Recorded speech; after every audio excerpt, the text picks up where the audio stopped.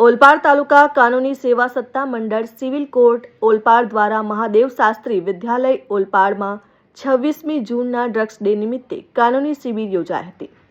મહાદેવ શાસ્ત્રી વિદ્યાલયમાં ઓલપાડ તાલુકા કાનૂની સેવા સત્તા મંડળ સિવિલ કોર્ટ દ્વારા ડ્રગ્સ દુરુપયોગ અને ગેરકાયદેસર તસ્કરી ડ્રગ્સ જાગૃતિ અને સુખાકારી navigation for a drugs free India વિષય અનુસંધાનમાં કાનૂની સેવા શિબિર યોજવામાં આવી, જેમાં ઓલપાડ વકીલ મંડળના પૂર્વ પ્રમુખ અને મહાદેવ શાસ્ત્રી વિદ્યાલયના પ્રમુખ Balvantbhai R Patel, senior advocate Kamleshbhai Parikh, Olpad વકીલ મંડળના ઉપપ્રમુખ એડવોકેટ હિતેશભાઈ વાઘેલા, મહાદેવ શાસ્ત્રી વિદ્યાલયના ઉપપ્રમુખ રમેશભાઈ, માનદ મંત્રી વસંતભાઈ, શાળાના આચાર્ય ડોક્ટર ભરતભાઈ પટેલ, કાનૂની પેરા લીગલ વોલેન્ટિયર્સ બહેનો, શિક્ષક મિત્રો અને મોટી સંખ્યામાં લોકો હાજર રહ્યા।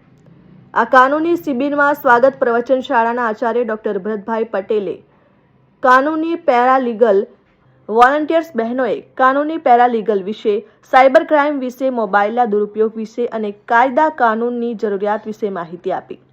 એડવોકેટ બળવંતભાઈ આર પટેલે ડ્રગ અને તેની કાનૂની જોગવાઈઓ વિશે તથા કાયદા કાનૂનનું મહત્વ કઈ રીતે ક્યાં ઉપયોગી છે તેની માહિતી આપી। ઉપરાંત ટ્રાફિક નિયમો વિશે અને મોબાઈલના ઓનલાઈન વ્યવહારો બાબતે સાવચેતી રાખવા અંગે અને દરેક વ્યક્તિને કાયદા કાનૂનનું પાલન કરવા જાહેર અનુરોધ કર્યો।